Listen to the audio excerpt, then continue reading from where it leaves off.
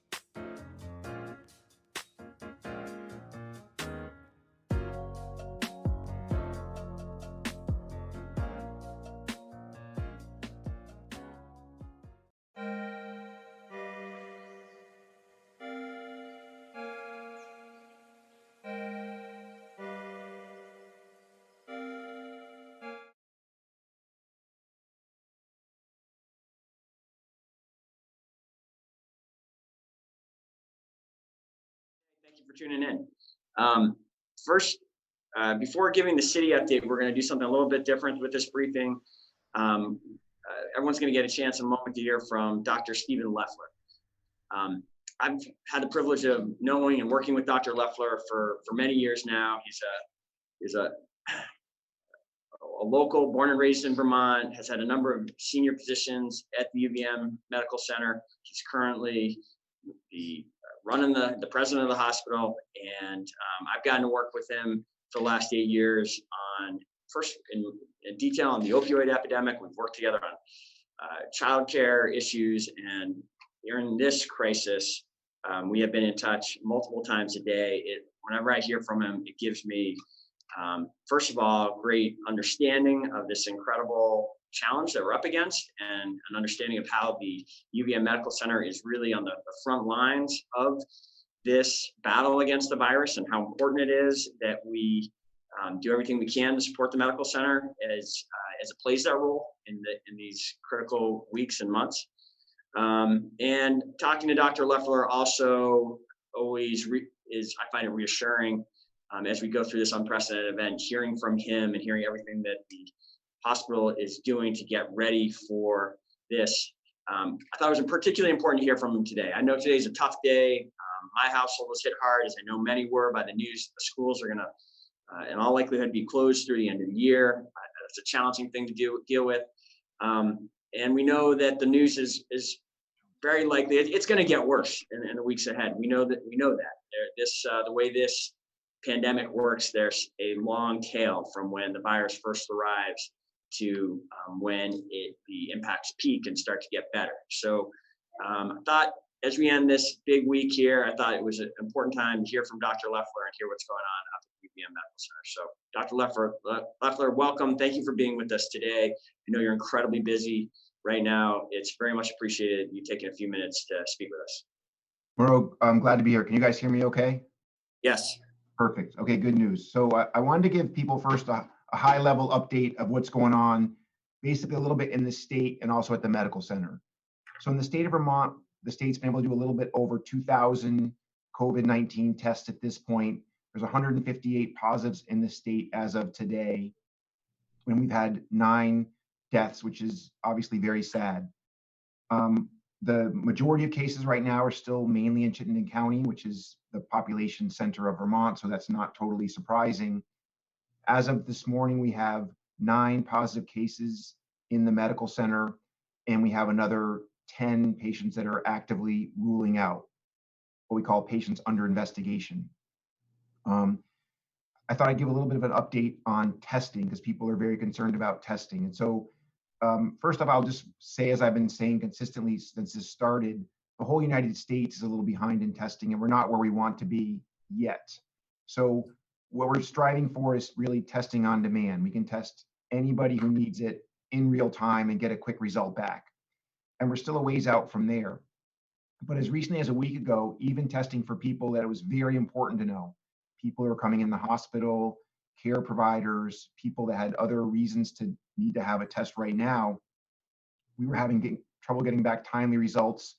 And our testing supply in the state of Vermont was actually running quite low. 2 weeks ago, a partnership was built between the Larner College of Medicine research faculty, the University of Vermont Medical Center laboratory team, and the Vermont Department of Health to pool resources, pool machines, pool the chemicals that help us do the tests, pool people, our researchers are helping out. And starting last week, the medical center became the center hub for how the testing would work. The testing would come through the medical center to prioritize who the most important people were to get it and make sure we had good turnaround for the most critically important tests. Last Friday, we were still very concerned that we had enough chemical to keep testing going. But as of this week, testing is becoming easier. We're getting results back more quickly. We have a good system. The Department of Health system is really stabilized. And I can tell you the hospitals in the state who are using this process, we're using it for the whole state, are really getting results back much more timely. We're still a little bit of a ways out from having testing on demand, but that's coming closer to reality. And I would think that in the next, every week now, I think it's going to get better. We'll get more and more testing capability, faster results, and probably within a couple weeks, 3 weeks maybe, we'll be able to test anybody who needs it in real time and likely have a result definitely within that afternoon, but maybe sooner. There.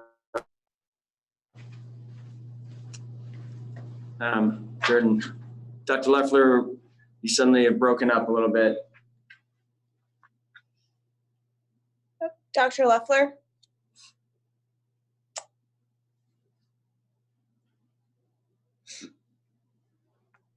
Olivia, can you chime in to make sure that it's the audio?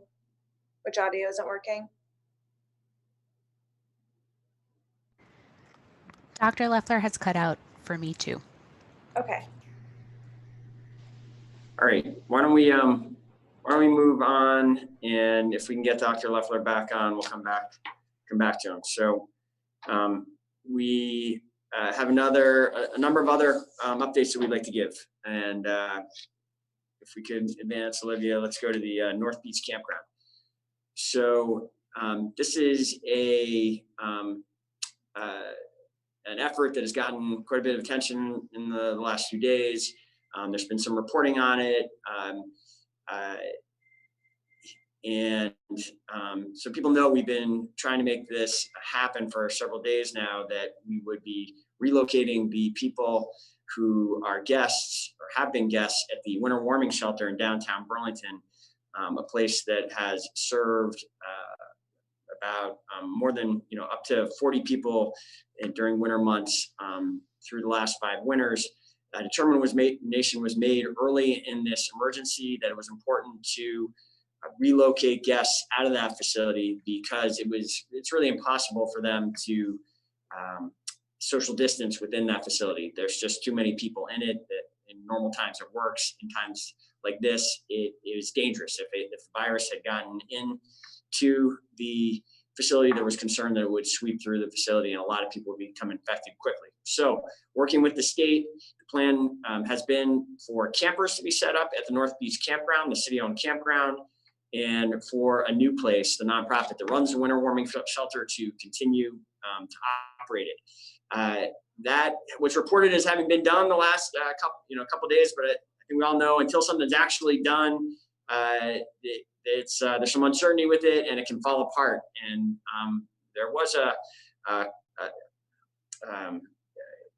a scene out at the campground late yesterday. I'll just describe it to you a little bit. I was out there in the hopes that it was all going to come together and the guests were going to be able to move into the campground last night. There was a last-minute problem with the contract between the company that owns the RVs and the state. And there was some concern that it might not be possible for the campers to move in last night, for the guests of the warming shelter to move in last night. I'm really thankful and grateful to say that both sides kept working on the details of the contract well into the evening. Just about 7 o'clock, they got all the details ironed out, and about 20 guests were able to get their keys, get their bedding, linens, and move into those RVs. I want to say a deep thank you to everyone who was involved in making sure this got done yesterday and got over that threshold. So first and foremost, I want to say thank you to Heather at A New Place for really leading the effort for the nonprofit. You could tell that she's got just a great command of how to run an operation like that, and she got everyone safely into their homes and fed. I want to say thank you to the Parks Recreational Waterfront team for the city that has done a lot of work to prep the site and support it. And I want to say a big thank you to the Vermont Department of Children and Families, to the Commissioner Ken Schatz and everyone on his team that was determined and committed to get this done and get it done yesterday. This was, why is it important that we got this done? I see it as important for a couple of reasons. First of all, this was an at-risk facility. This was a place where we were worried about there being a significant cluster, a significant outbreak. I think its significance is greater than that too. I think what this means is it's a great symbol of Burlington and Vermont's values. It is an indication that in this pandemic, no one is going to get left behind. We're all going to work very hard to make sure that we look out for each other and we stay safe as a community. Let me move next to the update from the Resource and Recovery Center. This is the facility that it's this new virtual center that has been online and working since Monday. And each day, what happens at the center grows. And I wanted to give Luke McGowan, who is along with Darren Springer, the general manager for Burlington Electric Department. The two of them are running this center, and Luke is here to give an update from the Resource and Recovery Center. Luke. Should I be looking at a particular camera? Yeah, so the mayor asked us to set up this Resource and Recovery Center because we knew even when the health crisis is solved, there's going to be a long-running economic impact to Burlington and every single member of the community here. So the center is set up to support Burlingtonians today and going forward. And just as the mayor was hinting at, and like I even learned today as sort of a parent of young children, like everybody's being asked to do a lot right now. And especially if you're trying to work from home with kids, I was surprised to learn from the school district, elementary schools, they only have about 2.5 hours of academic time during the day. The rest is taken up with recess and transitions and getting kids moving back and forth. So I just hope everyone is giving themselves a little bit of a break if you're trying to parent, teach from home, and figure out your job. So that's just kind of one thing I want to touch on. But with the Recovery Center, we are fielding everyone's calls, including from parents who are looking for support.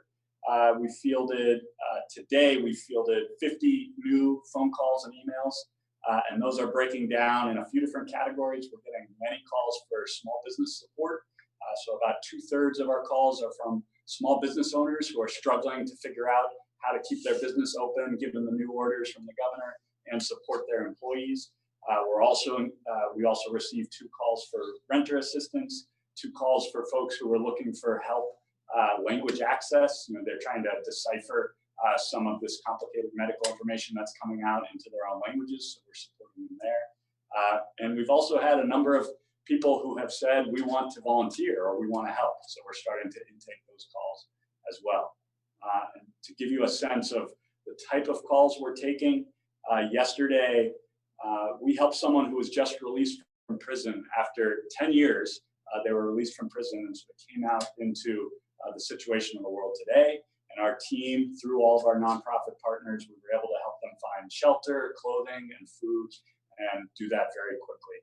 We've also helped a gentleman who wasn't able to get his arthritis medicine for his dog. So he was getting his medicine for his dog. He was trouble working with his vet, so we were able to help that.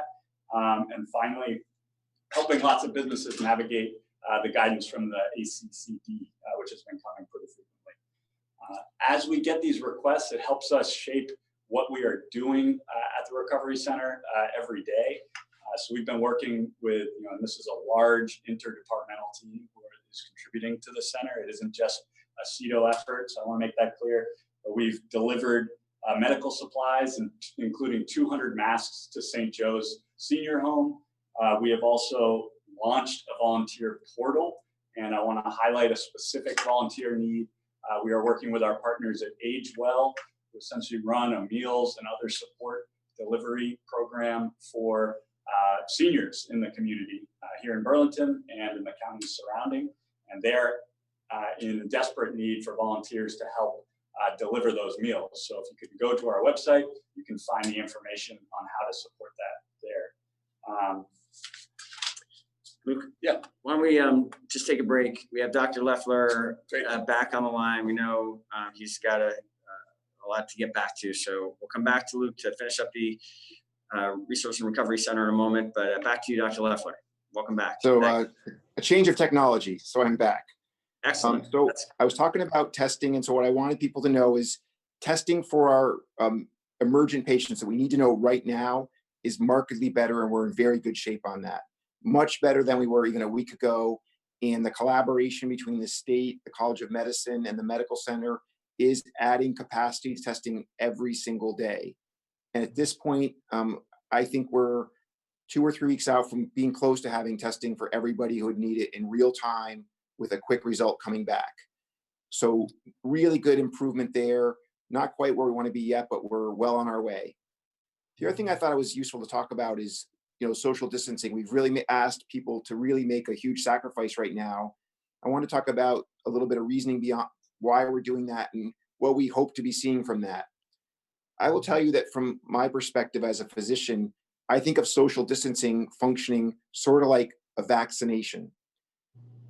One of the reasons the flu doesn't do this, and people compare this to the flu all the time, is because we have a good vaccination program for the flu. So many people get vaccinated, and that gives us some herd immunity.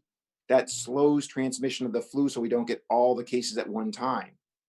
If we didn't have good vaccine programs for the flu, it would be similar to this often, where we get this huge spike in cases and have to deal with that all at once. But because of our vaccination program, people who get the flu don't instantaneously infect 2 more, who then infect 4, who do 16, and so on like that. So the way I think about the social isolation that we're asking people to do is it's really helping slow down the number of people who catch COVID-19 today, and gives our healthcare system a chance to basically keep the cases coming in at a rate where we can take care of them all. The hospital is getting busier. We're seeing more people with COVID-19. We're seeing more sick people with COVID-19. But right now, we're managing okay. If we're very fortunate and we started social isolation soon enough, we may be able to ride through this at a reasonable level. But what you have to understand is we won't really know how well we're doing until mid to late April at the earliest. We're in this for a while to really keep all these pieces in place. So it's going to take us a little bit of time to really know if this is working. So far, it seems, I would say, slightly encouraging, but we just don't know enough yet. And we won't know really until a while from now. So it is very important at this point to keep doing everything we're doing to keep people away from each other so that people who have it don't infect someone else and you don't catch it. And before you know it, pass it on to other people. So I'll stop there. I really just wanted to give you updates on those 2 things. The hospital is still in good shape. We are building a lot more capacity right now. We're working with the state and the National Guard to stand up more capacity on UVM campus. And we're really working to have the hospital be available to care for many more people than we usually do in different areas and who are much sicker than we usually care for in those places. Lots of work going on. Great. Dr. Leffler, thank you. I appreciate you making the effort to come back on after the technical difficulties.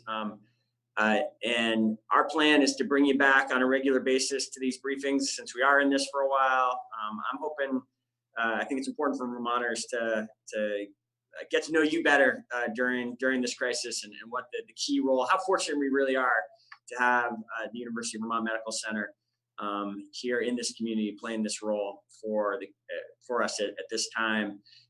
Thank you. Thank you also on the point about social distancing. I've not actually heard in all that I've been reading and seeing, I've not quite seen someone equate the social distancing to the equivalent of the vaccine. It's powerful to understand it in that way. We're going to be talking about social distancing a little bit more in a moment. I see Chief Morrison is going to come in and give us an update on what she's seeing out there. We'll go to that in a minute. Thank you, Dr. Leffler. You can get back to your work now. Really appreciate it. Thank you all. I'm going to go back to Luke. Luke, was there a few more things you want to share? Just one more thing. So as I was saying before, we've been getting quite a few requests from small business owners looking for support. And we think the best form of financial support that they'll have access to, especially given the news that the relief bill in Congress passed the House today, we think that's going to be sort of over the long run, certainly where businesses should go for support. And that's why they just released the Small Business Owner's Guide to the CARES Act, which answers questions about how to retain employees if you need infusions of small amounts of cash. And so we've taken this fact sheet and it's now on the resource and recovery page. So any businesses who have questions about that, please, you can go today and get your questions answered there. So I'll turn it back over to you. Great. Excellent, Luke. Thank you for that. It was exciting walking over here to hear the news that the House did approve the same package that the Senate did yesterday. We'll keep talking about what's in those bills and what it means for Burlington in the weeks ahead. Luke, how about this? Could you peek out there and see if Chief Morrison is ready to step in? We'll move on. We're going to hear an update from Chief Morrison in a second. Olivia, if you could advance past this to the parks slide. I want to, it's a nice day out there. One of the nicest days we've had yet this spring. I think we're scheduled to have a mix of weather through the weekend. We see the parks, the city's parks, as a really important resource during this pandemic. Okay, great. Sorry, we're just getting the chief settled here. All right, Chief, welcome. Why don't we were just starting to talk about this weekend, the stay home, stay safe order, and social distancing. We just had Dr. Leffler from UVM Medical Center talking about how really, we don't have a vaccine today for, as we all know, for COVID-19. Maybe we'll have one in 12 months. Maybe it won't be 18 months. In the meantime, one of our main strategies for keeping the community safe is social distancing, but it's important that people do it right and in a conscientious way. Sure. I want to give you a chance to share some thoughts on that. Okay.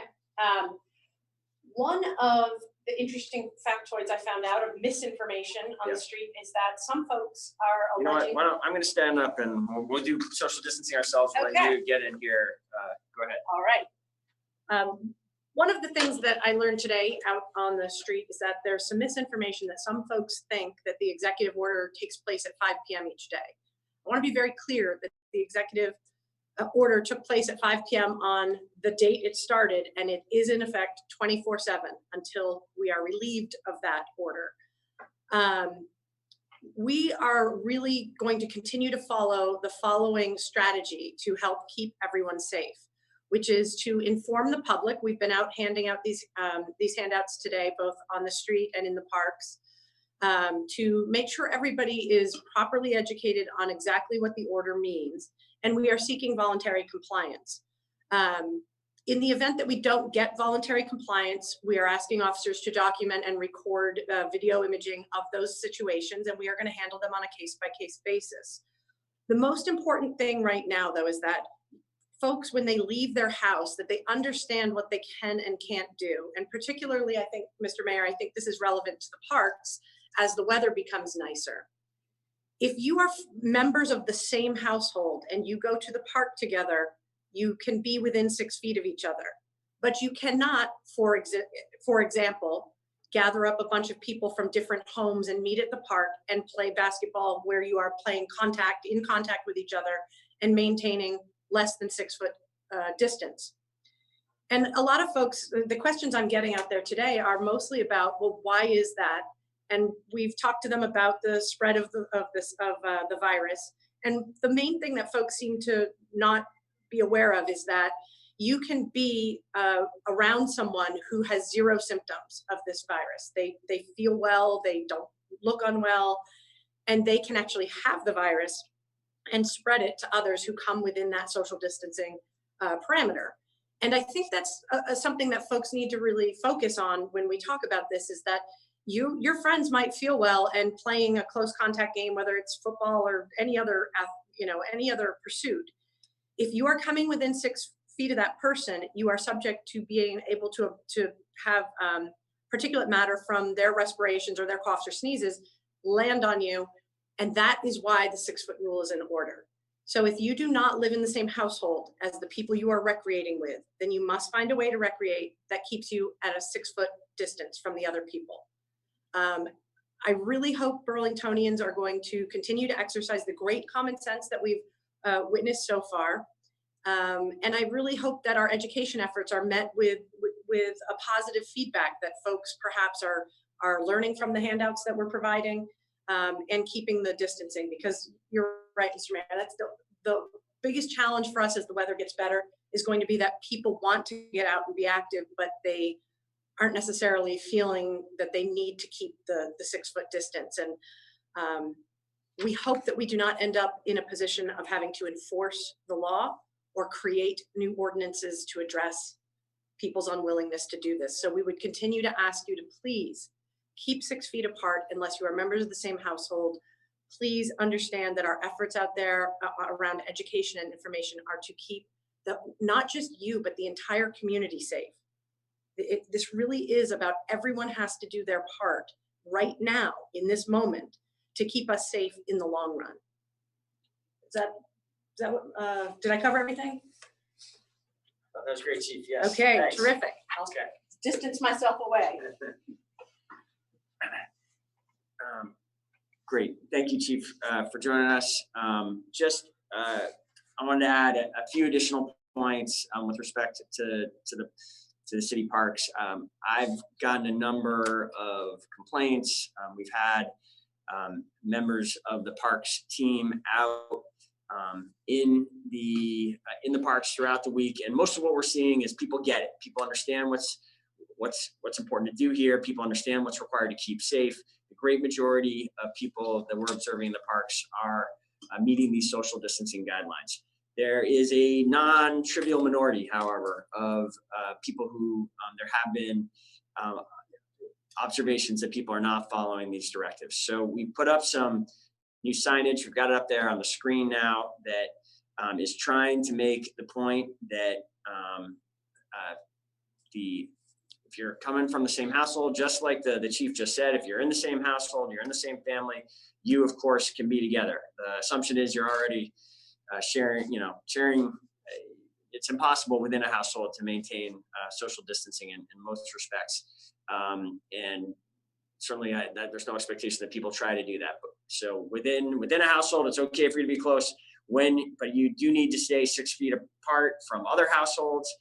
And that's what is shown in this signage. There's some specific signage going up around basketball courts where we've seen some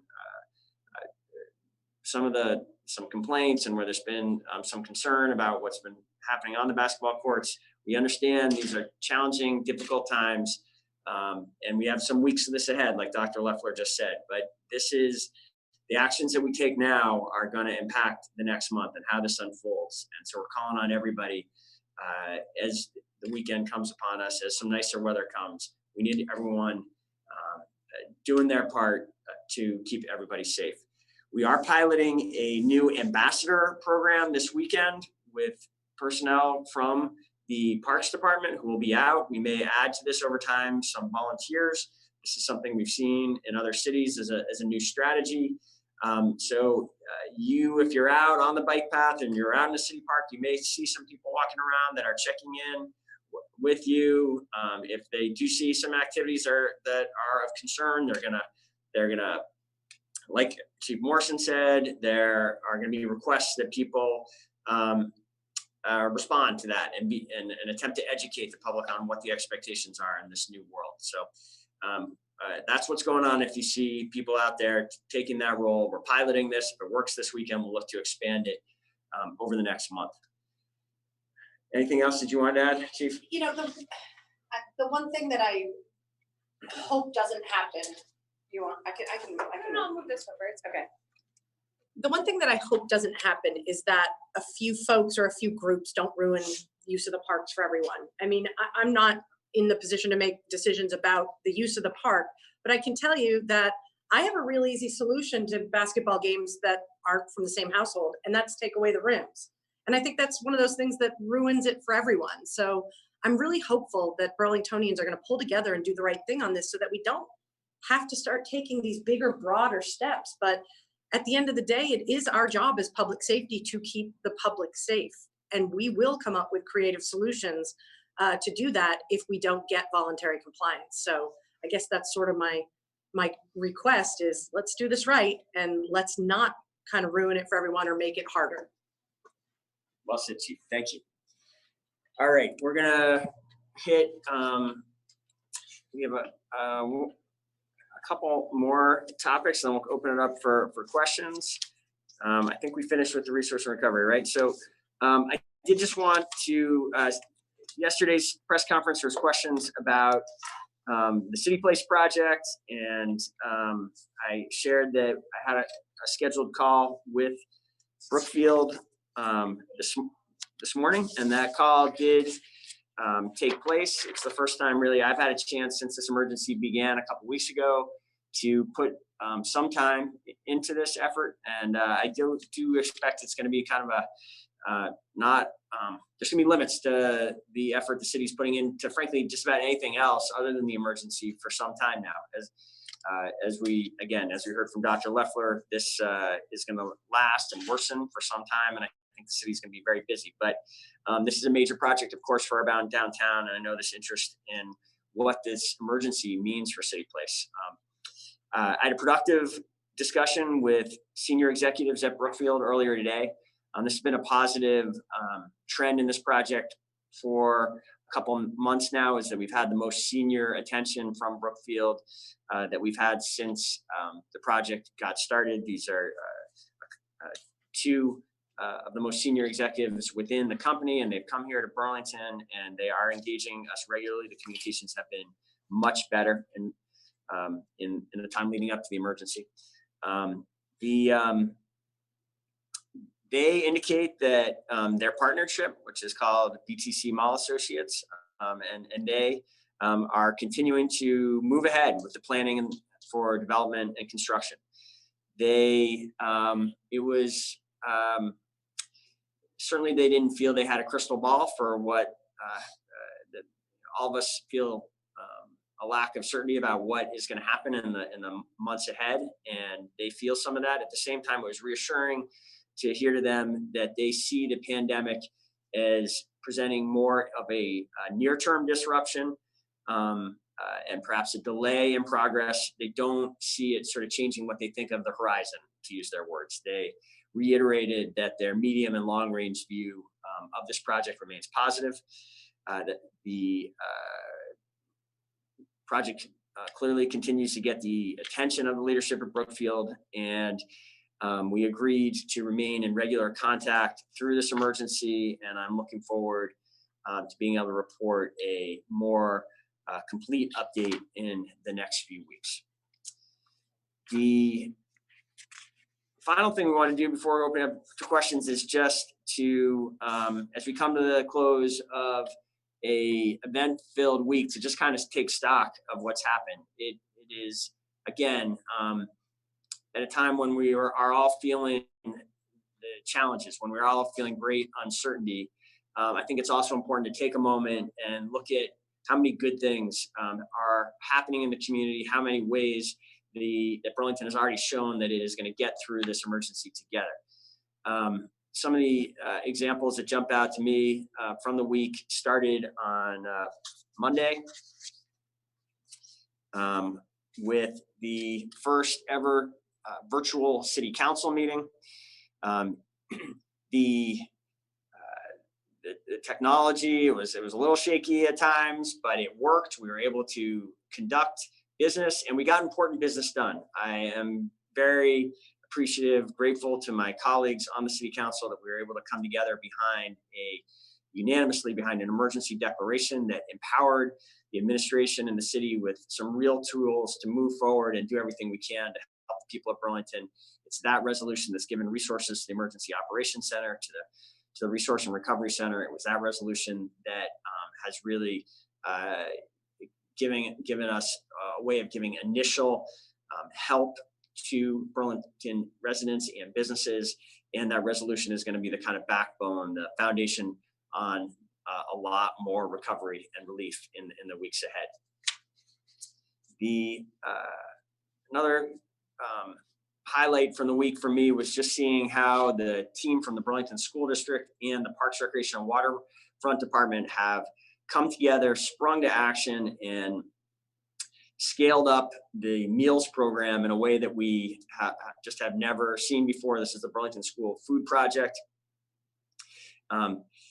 The project is serving 11 sites around Burlington, providing essential meal distribution. We were on the call with the school district today and got a report from the district about how well it's operating. One of the things that was reassuring to me today, knowing that we got a long fight ahead, is that that operation has moved out of this sort of initial scramble and now is taking steps to add redundancy and resiliency to that program so that if and when infections occur, we have additional locations and protocols in place so we can get, if there is something that is a setback to this facility, we'll be able to get a comparable effort up and running quickly. We also, the picture here, it shows how our parks team was a little bit concerned by the queuing that was happening as people were picking up meals. They've put these signs in place now at all of the sites to ensure that the direction is really clear and that people stay spaced out as they are arriving to pick up their meals. And throughout, from the start of this emergency till now, again, this is none of us have ever done anything like this. This is the hardest challenge that city government has faced, I think, in a long time, and that is daunting. At the same time, it has been inspiring to. I've never felt greater unity and a greater sense of collaboration amidst the community and with the other levels of government. And a great example of that for me was how the conversation, the public forum on Monday at the city council meeting, and that was another success from that city council meeting, that we were able to conduct a full public forum where a lot of people participated. The real theme of that public forum was concern about evictions and what's going to happen on April 1st when rent is due. We've been pushing hard on that issue throughout the week, and I made it very clear that if anyone thinks that they are about to be evicted, you should let us know. That's one of the purposes of the Resource and Recovery Center. Get in touch with Luke and his team, and we will do everything we can to protect you. No one should be getting thrown out of their home in this moment, in this public health crisis. At the same time, there's a bunch, how you make that work, how you make the system work, the rental system, the debt system, the concern about foreclosures, how you make that all work is a big, complicated challenge. And we have started working with other levels of government to sort all of that out. I had the opportunity to testify yesterday with the State Senate Committee on Economic Development, Housing, and General Affairs. I asked them to do what the state needs to do ultimately to make sure that it's not just counting on the Resource Center and our ability to respond to individualized complaints. I think something needs to be done on the policy level that only the state can do to make sure the weeks and months ahead unfold properly. Got a chance to testify about that and got to speak to them about the longer term financial efforts that we see helping property owners as well as their tenants in the weeks ahead. More to come on that. Finally, two more, I think, great examples of collaboration. Yesterday we heard from the United Way about their United, I believe they call it the United Fund to respond to COVID-19. A couple days ago, they launched it. They had $20,000 initially came in. We were able to raise another $85,000 through reaching out to lead donors. And the community has continued to respond since yesterday's press conference. We're up to almost $110,000. I believe the goal was to get to about $120,000 quickly to respond to immediate emergency food security needs and other acute needs that the community is facing. If you are interested in contributing to this effort, go to the United Way's webpage, look up my tweets from earlier today. The links are right there. They've got a link set up that people can very quickly make contributions. I want to thank again the lead donors for making that big jump in this fund possible. And finally, it's not often these days where that sense of community, that sense of collaboration extends to the federal government and to what's happening in the U.S. Senate. The U.S. Senate has been the site of such polarization and division for many years. That changed this week.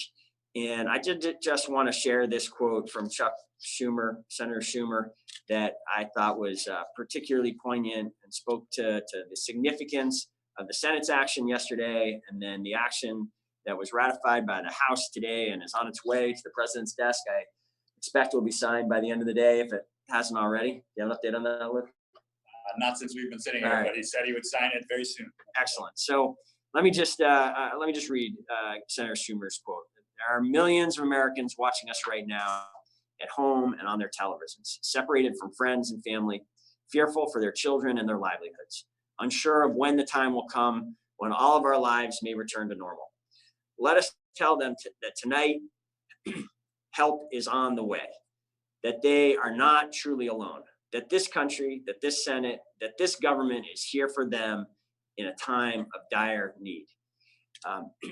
And following his statement, the Senate took action, and we will be coming back to you next week. We are going to pause these daily press conferences through the weekend, but we'll be back on Monday, and I am sure we will be talking all through next week about the way in which that major federal action, $2 trillion worth of authorizations, appropriations, how is that going to change and improve and support life here in Burlington as we go through this emergency? We've started to figure that out. Yesterday, we announced $450,000 in community development block grants are going to be here within 30 days.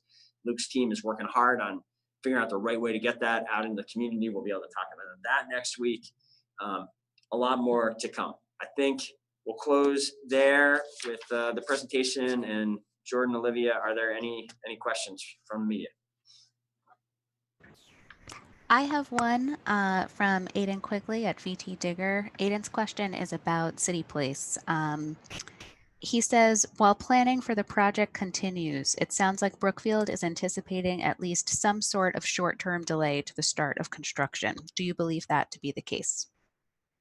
No, if that's the way my statement, what that suggested, that that was not what I intended. I think it's premature to conclude that. It's certainly possible, but the schedule that we're all working under did not have any construction happening until late this summer. And it's certainly my hope that we are not still under a stay home, stay safe order as late as August that is precluding all construction. And I think it's, it would be an aggressive timetable to get from where they are today to construction in the late summer or fall, but we may well have to acknowledge that this pandemic is creating further delays in the weeks and months ahead. That's not what I'm announcing today. We don't know that yet.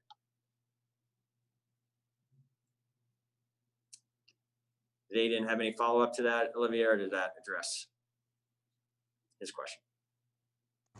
That's the only question I have right now. Okay. Great. Did you want to share anything?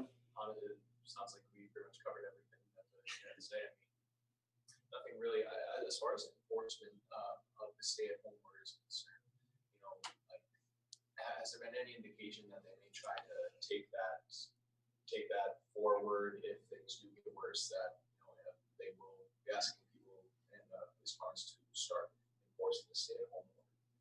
We've not received any communication from the state, either from public safety or from the governor's office, that that they're requesting that we do more than educate and inform people and seek voluntary compliance. There are certainly conversations happening at the local level, not just here, but in other communities.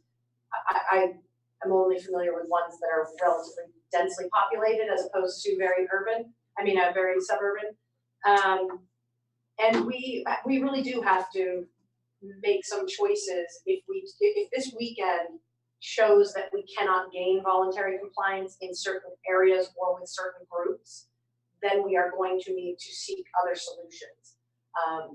The current solution is a criminal citation, and I think that we need to probably build a bigger toolbox of tools. Understood. And I mean, you know, as far as people like just walking down the street, maybe going for a walk, going to the park to just get some fresh air, not you know, doing any activities that involve being closer to people more than 6 feet or that sort of thing. You won't be approaching those people. No, not at all. In fact, we're delighted to see people out. Today's a beautiful day. We want people to get out and get some exercise and some fresh air, but we want them to do it in accordance with safe practices, which is the social distancing, unless you belong to the same household. So You know, we're absolutely not approaching people who are following the rules. We have begun approaching groups that are either downtown or in the parks or other places where we see them gathering who are clearly in violation of the executive order. You're welcome. Yeah, I would just to reinforce and amplify the chief's point. We certainly are looking, you know, right now. One of the things about this pandemic, by definition, is the whole world is grappling with the same challenges right now. We're certainly looking at our peers across the country, across the world, how there are well over 1 billion people that are under something like the stay home, stay safe order. And we are educating ourselves to how it is being enforced elsewhere. There definitely have been parts of the world where enforcement has been necessary. We're going to give it this weekend to see if Burlington is different. Burlington is different in a lot of ways. This community rises to the challenge again and again. But as the chief says, it doesn't take, if just a few, we really need everybody following this. If it's, this is a situation where if we see even a small subset of the public that is not complying, that could force us into taking a different posture. So we'll say more about that after we get through the weekend. Chief, again, thank you for your work on this. Again, thank you to the parks team. Thank you to the people that are going to be out there this weekend piloting this Rangers program, where we're really going to put some effort and person power into this voluntary efforts and these education efforts. Let's see how it goes. And now Councillor Brian Pine is on the call, and he had a question. So I'm going to try to add him in, and he can add his question, ask his question directly. Brian, are you? Yeah. Are you there? Great. Thank you, Olivia. Can you hear me okay, Murrow? Yes.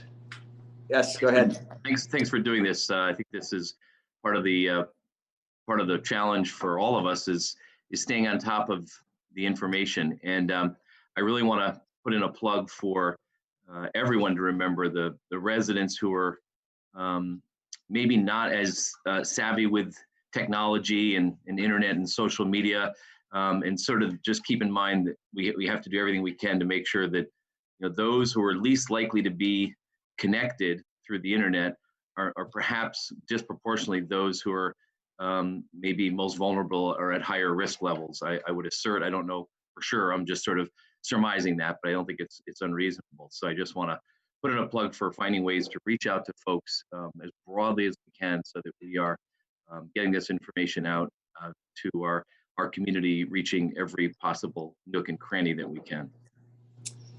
Thank you, Councillor Pine. Yes, we totally agree, and we've been thinking about that. And I know that the CEDO team, which your former colleagues, Councillor Pine, was a 20-year member of the CEDO team, are working hard at that challenge in a number of ways. Well, one of the things that we have empowered the resource and recovery team with is the ability to translate key communications and push that vital information out in a number of different languages, and that process has started and will continue throughout this. And we are really, one gets the sense that once we get through this, in some ways we're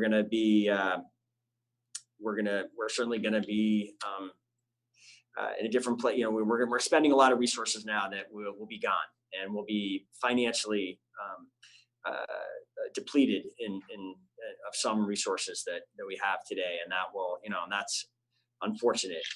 In some ways, you get the sense we're going to come out of this stronger. We're going to have new capabilities that this crisis has forced us to generate.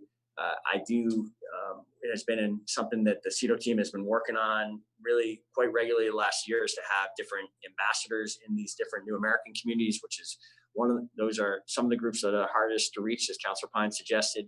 We are using those new channels to get information out, and are continue to do so through this emergency. Another strategy that we are working on, and you'll definitely see next week. We don't know exactly when this will be up, but we are going to put up some substantial banners with contact information for the resource and recovery efforts, so that people who aren't seeing these videos, who aren't able to get to the resource and recovery webpage, which has an enormous amount of information, they'll have phone numbers, they'll know how to contact Luke's team in another way. So look for that. I want to give a shout out to former counselor Dave Hartnett for getting in touch with me about that idea. And we're moving as quick as we can to have those up. So those are a couple of the ways, but thank you, Counselor Pine. And our doors always open if there is additional ideas along those lines that you want us to take a look at, see if we can activate. Thanks a lot. I hope you all have a good weekend. Great, you too. Stay safe. Is there anything else, Olivia or Jordan? No, not on my end. All right, great. Well, have a great weekend, everyone. Good luck. We do hope you do get outside and are able to enjoy the outside, enjoy the time with family, and we will speak to you again on Monday if there isn't something that comes up sooner. Certainly that's a possibility. We will be in touch if there's something that changes over the weekend. We'll be back in touch, but our plan right now is to be back with this format again, 2 o'clock on Monday. We really appreciate everyone tuning in. Take care.